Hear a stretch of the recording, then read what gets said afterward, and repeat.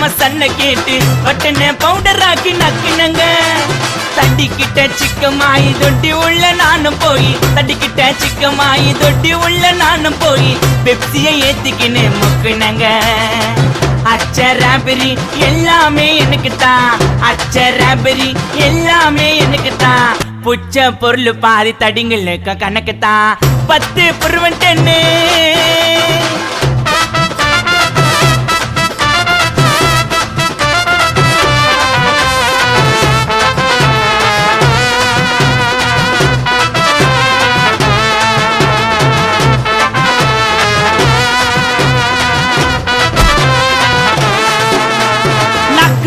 வச்சதுமே விறுவிறுன்னு இருக்குதுங்க